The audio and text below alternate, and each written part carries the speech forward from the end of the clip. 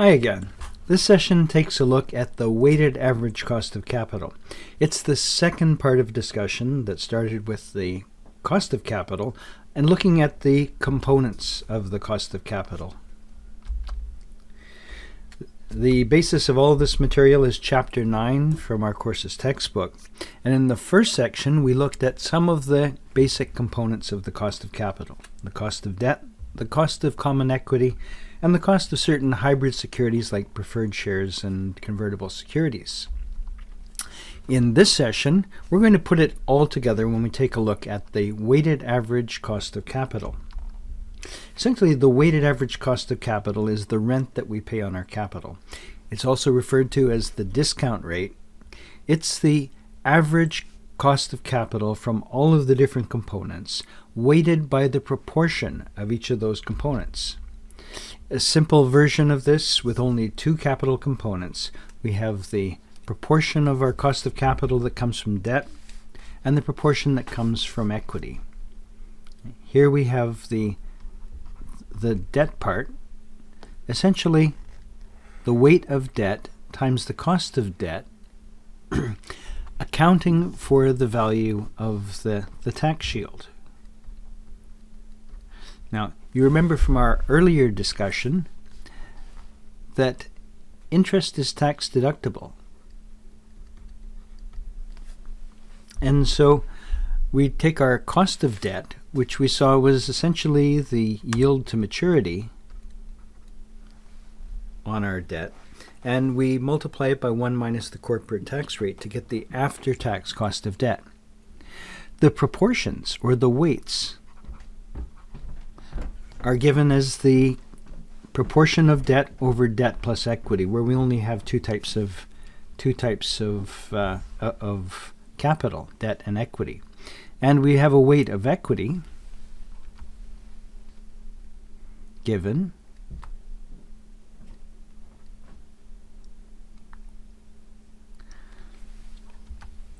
our weight of equity is equity divided by debt plus equity times the cost of equity, which we got using the capital asset pricing model.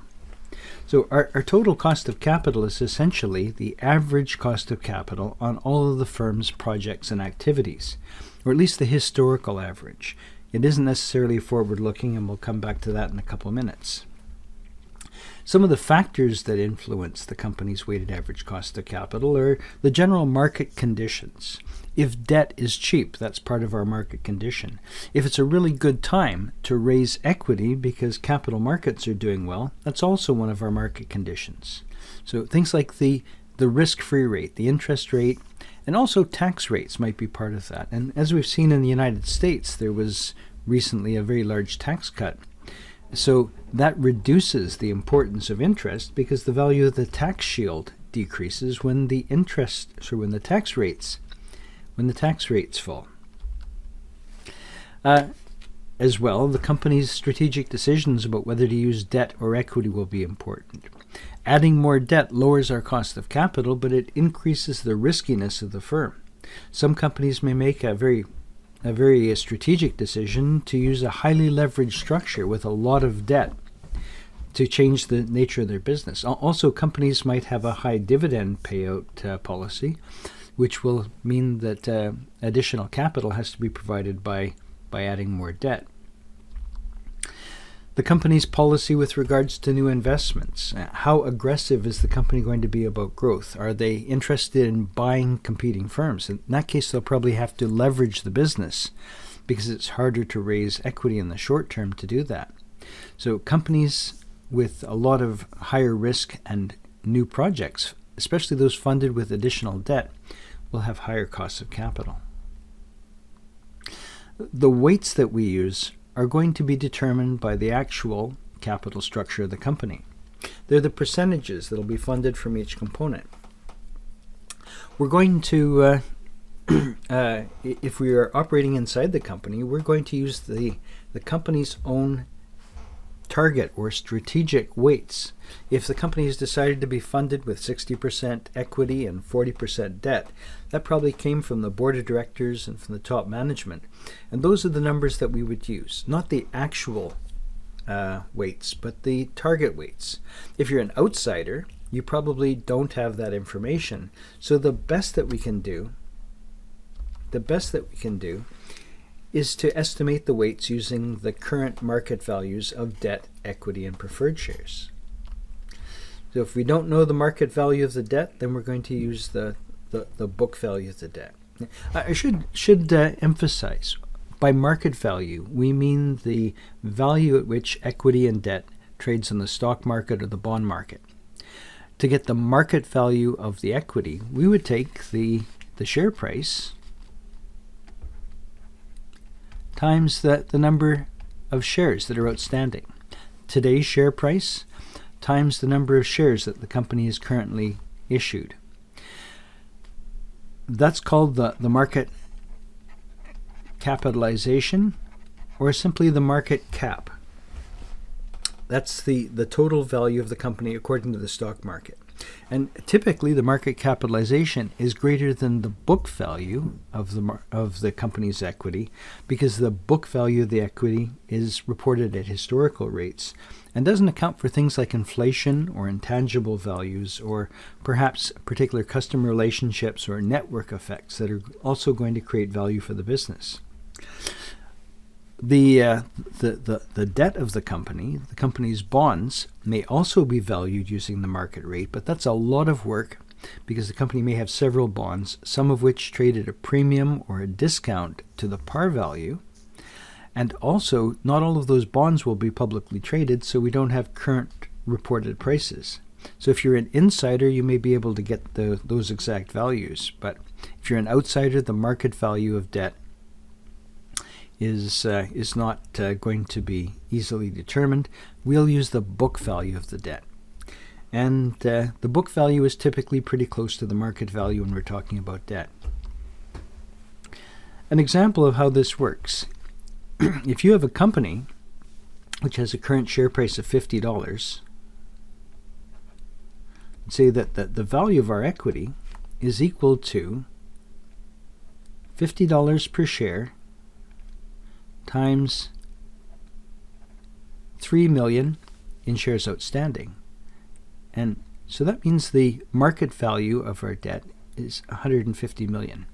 If the book value is 50 million, the market value is 150 million, we'd ignore the book value of our equity. For the preferred shares, the total value of our preferred shares is simply 25 million. And if we have the market value, that's the number we'd use. Not all preferred shares are publicly traded, so sometimes we do have to use the par value or the book value. The value of the debt, if we use the book value in this case, say 75 million. So the total value of our capital is 150 plus 25 plus 75. The value of all of our capital is 250 million. To determine the weights with that information that we've just calculated, the total value of 250 million in capital, we would take the value of the common equity divided by the total capital. It says we have 60% common equity. We have 25 divided by 250, or 10%, the weight for preferred shares. And the weight of debt is equal to 30%. So just as a quick double check, 60%, 10%, 30% is equal to 100%, or 1.0. So we have all of the different flavors of capital that have been included in our weights.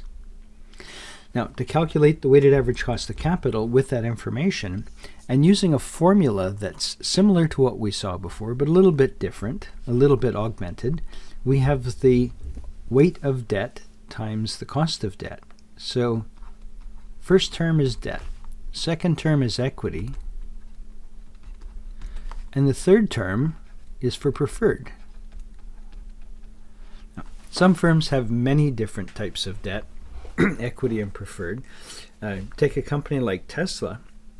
They started off with some common equity as they founded the business, and they got venture capitalists to provide equity.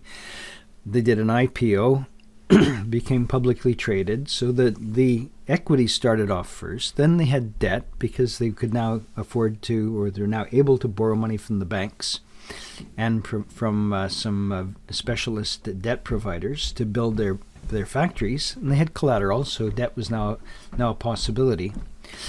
They needed more capital because they're burning money by by developing new products, and the money was going out faster than it's coming in. They couldn't get any additional money from the bondholders. The common shareholders didn't want to issue new shares and dilute the stock, so they would go to other providers who would give them preferred shares as perhaps a stopgap until they became positive in terms of cash flow.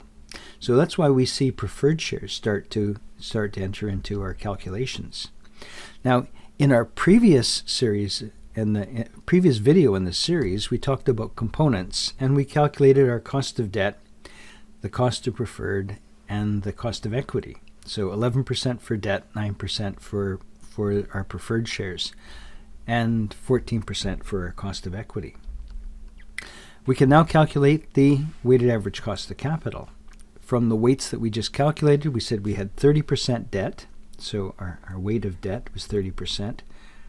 Our cost of debt before tax was 11%.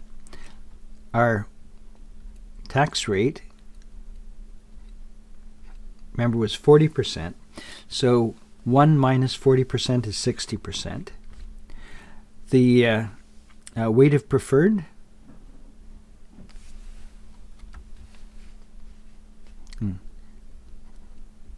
was 10%, and the cost of preferred was 9%. And then the weight of equity times the cost of equity, 60% equity and 14% for our cost of equity. And putting all of those things together tells us that we have a weighted average cost of capital of 11.28%. Now, there's an important check that you should try here. And generally speaking, we would expect to see certainly the after-tax cost of debt would be less than the preferred shares, the rate of return on preferred shares, and less than the cost of equity, because when you think of risk, the common equity has the highest risk, the preferred shares have the second highest risk, and the debt has the lowest risk, especially after accounting for the tax shield. And so if we look at our numbers just quickly, we'd say 11% times 60%, our after-tax cost of debt, not 11%, but 6.6%. That's 11 times 0.6. Our cost of preferred was 9%, and our cost of equity was 14%. So this makes sense. It's not a rule. The world doesn't come to an end if these numbers don't work in this order, because sometimes there are temporary reasons why the numbers don't make sense. But generally speaking, we'd say this looks right. It makes sense. And of course, as our weighted average cost of capital is a mix of these things, it can't be greater or lesser than these numbers. So 11.28 is someplace in the middle. And so all of these numbers make sense. This looks like an appropriate calculation. Now, as I'd mentioned in class with an example, we'd said that the weighted average cost of capital is not going to be correct for all the divisions. If we have 5 different divisions in an organization, we could have 5 different capital structures and 5 different weights of weighted average costs of capital for different divisions or even different projects that are undertaken by the firm. Different divisions have different types of risk. If you're putting together a business of several divisions, one of those divisions is perhaps in equipment manufacturing, another's in equipment leasing, and another division is in service. There's going to be a different amount of volatility, and that volatility is largely expressed by the difference in the beta. Equipment manufacturing is going to be more subject to market risks than something like financing or service. And so you would use a different beta in the calculation of the cost of equity.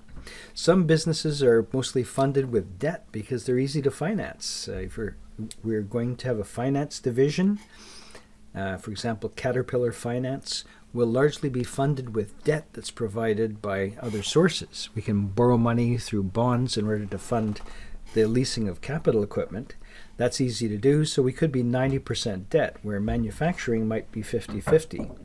So we could have very different costs of capital for each division within our organization. The way that we would deal with this is to estimate the cost of capital the division would have if it were operating as a standalone business. And to do that, we'd have to estimate separately the company's beta, also the cost of debt, and the weights of debt, equity, and preferred for each of those divisions. One of the most common ways of doing that is to start off with a pure play approach.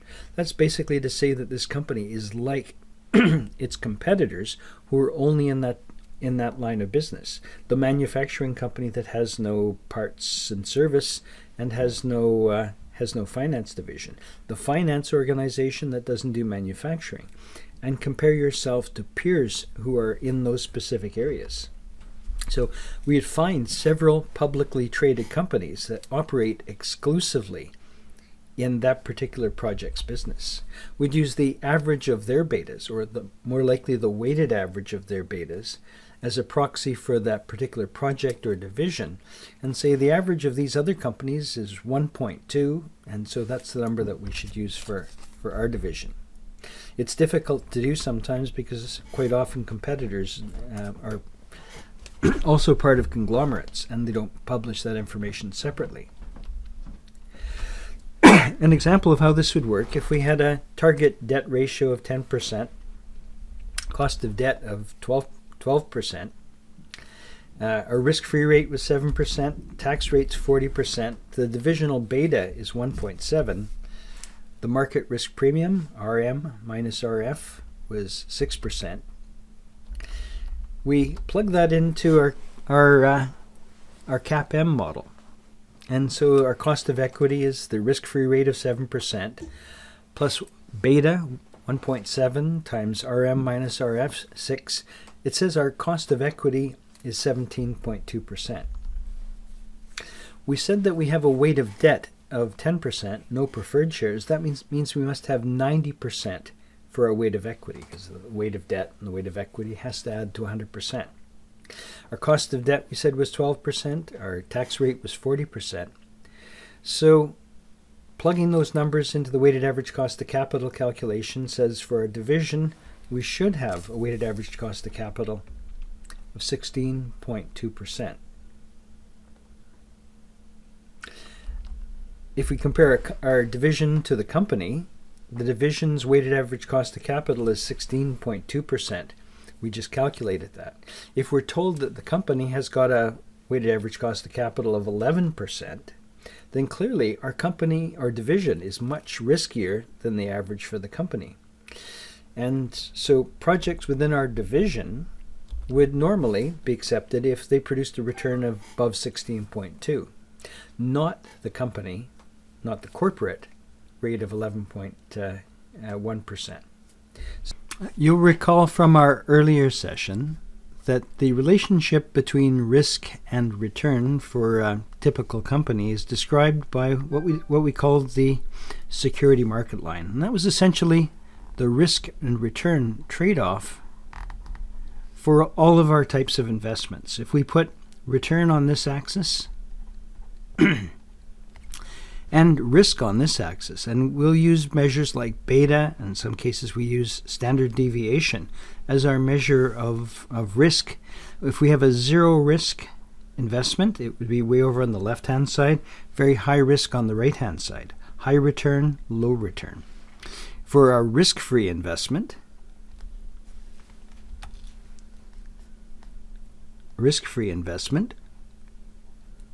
we would earn a very low rate of return. If we have an average of 1.0 beta, we would be at a point like this.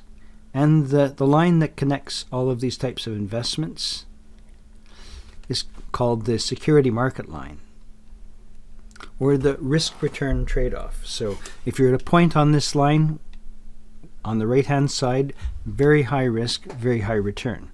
A point on the left-hand side, still on the line, a fair rate of return, but a low rate of risk for a low rate of return. You would love to be above the line. The optimal place for anybody would be to have a high rate of return.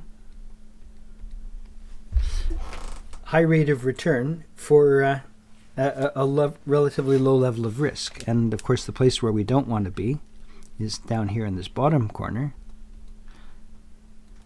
below the line. And any point below the line, we're getting an unsatisfactory level of return for that level of risk.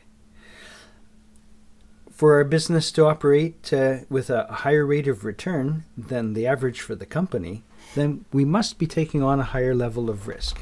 And that's essentially what we see. If our company's established a hurdle rate, and let's say that hurdle rate is, 11.1%, that's the corporate weighted average cost of capital. Our business is actually over here. So if we are producing, if we require a 16% weighted average cost of capital, we're at a point on this line, we would have a higher beta. We would perhaps have a riskier capital structure, and we'd still be on the line. If we were to use 11% as the cutoff line for our project and producing 15% and 14% rates of return, and we were accepting those because they're above the hurdle rate, then that would be a bad decision. We would be destroying shareholder value. Similarly, if we had projects that were very low risk and we were rejecting them because they were below the 11% cutoff line, then definitely we would be making a mistake as well. So our purpose here is to fairly identify project risk, to find the right level of return for the right level of risk. Riskier projects typically have a higher cost of capital. It's difficult to estimate the overall project risk, but we can break down project risk into parts, and some of that risk is easier to assess than others. There's the standalone risk that we are going to have if we invest in just that particular project and we don't account for things like the corporate level risk that comes from our portfolio of different projects, and also the market risk that comes from the broader environment. Standalone by itself is easiest to calculate because we can just look at the project within its isolated environment and condition, the revenues and the expenses, and the project-specific risks. The market risk is going to be in a lot of ways, going to be some of the most obvious because it's going to come from the physical conditions of the project. Things like the standard market exposure that we have to raw materials, to labor conditions, and to the market in which we sell our product. And that will come from the broader business environment. Political risk might also be a part of that. But if you're investing in the company, the risk that you have is going to come from the collection of projects. And there might be a portfolio effect where some safe projects are going to help to offset the risk that comes from some riskier projects. If we're investing in 5 different countries around the world, one country might be low growth and low return. Other markets might be riskier, a higher chance of political interference and so on. So the mixture of all of those different risks becomes the corporate level of risk. And if you're a bank, your claim is against the company, not against a particular project, then you're more exposed to the corporate level risk, not the market and not the standalone. So corporate risk is still relevant.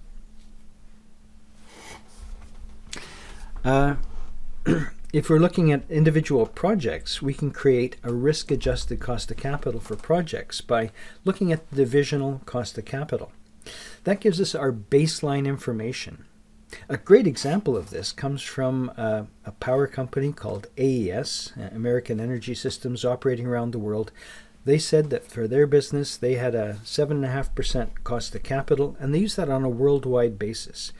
They got into trouble because as they expanded into developing markets, they were still only charging a capital cost to their projects of 7.5%, because that's what the right number had been in the past. When we saw that more of their business moved overseas because they were the low-cost bidder on a lot of international projects with that low capital charge.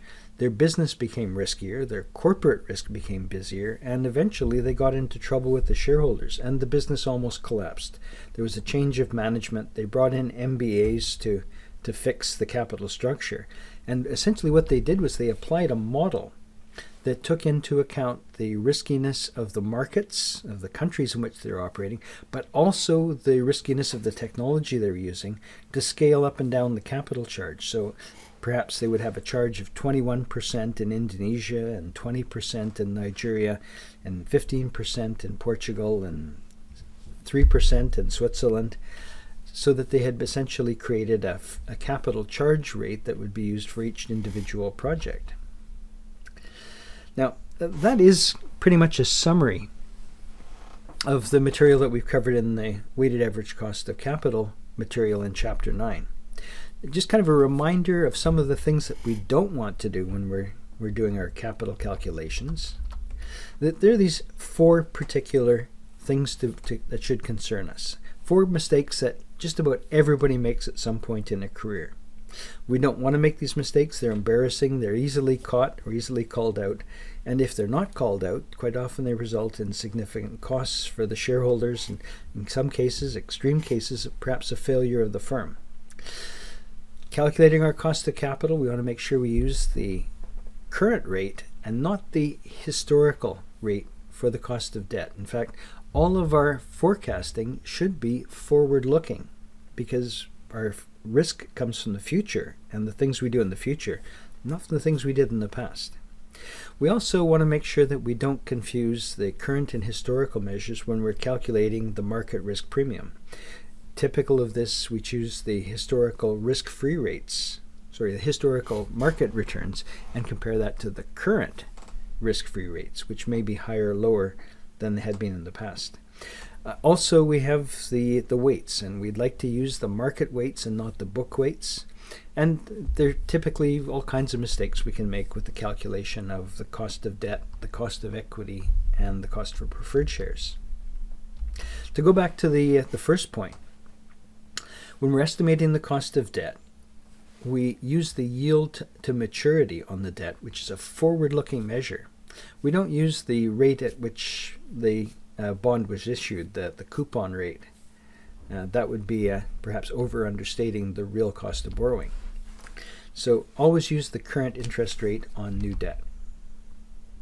For the market premium, you remember the market premium is RM minus RF, and RM is a historical measure of the long-term average rate of return to the market. The risk-free rate, well, we can see what that is today. It's only about 0.25% or about 1.25% for a long-term bond, and that's essentially established by the central banks. And that 6% or 7% that we had for an average market return in the past is not really affected by that current risk-free rate. So we want to use the risk-free rates that were appropriate in the past. So historical information with historical information. An example of how this could go wrong: if our historical market return was 12.2%, and because of high inflation, the risk-free rate is pushed up to 10%. According to this calculation, we would say that the risk premium is 12.2% minus 10%, 2.2% in market premium. That's not right. Historically, the risk-free rate would have been lower than 10%. So in some years it would have been 5%, in some years it would have been 3%. So we would have used each periodic risk-free rate with each periodic rate of return, or take the average long-term risk-free rate and subtract that from the market to return to calculate our market premium. For the weights, we should use the target capital structure if it's possible, and if it isn't possible, we should use the current. We should use the weights that are actually used by the company. So if we see the company typically has 60% equity and 40% debt, the actual weights are the ones that we should use. And we should do it at the market value, not at the book value. Market value for equity is easy to find. The market value of debt, not so easy to find. So typically we end up using the market value of equity and the book value of the debt. We also want to make sure that we use the right capital components. You think about the company, it's essentially structured into two businesses, the current business and the long-term business. Or if you're looking at a balance sheet, we have the assets against the liabilities and equities.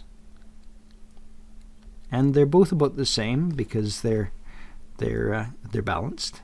We have the current liabilities and the current assets. And those are that's the short-term business. That's this year's business. The long-term business is what we use long-term financing for, and that is the long-term debt and the equity. And those sources of funds are used to pay for the fixed assets. So essentially, the capital structure is all about the long-term business, not the short-term business. So we tend to ignore things like accounts payables, accruals, deferrals, including deferred taxes, deferred salaries, and so on. Those are sources of funding that are legitimate sources of funding, but they're not our creditors. They're not our investors. Those are the stakeholders that are funding the short-term part of the business. They're funding the inventory and the accounts receivables. And so those things we tend to ignore in our calculation of the weighted average cost of capital. We make adjustments for those items when we're calculating the cash flows, but not when we're calculating the weighted average cost of capital.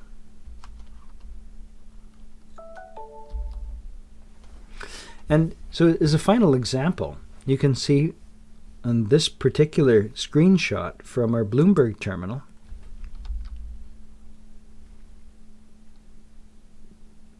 and I'll zoom in a little bit, you can see that the capital structure of our business,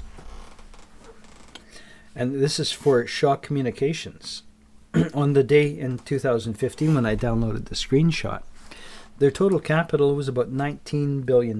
And that $19 billion was made up of about $13.6 billion in equity. That was measured at the share price on the day times the number of shares outstanding. So that's the market value of the equity. And that's what we call the market cap.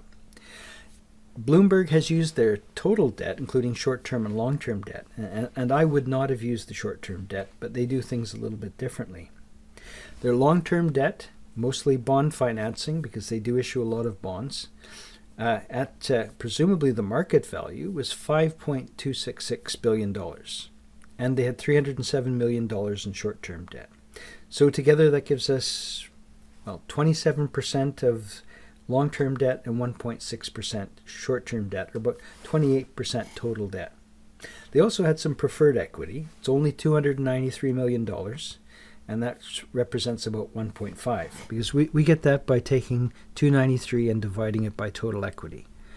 The total of our debt divided by the total capital, and the market cap divided by the total capital, which means their business is funded 69% by debt, 28.6% in debt, 69.9% in equity, and 1.5% in preferred. And these add up, of course, to 100%.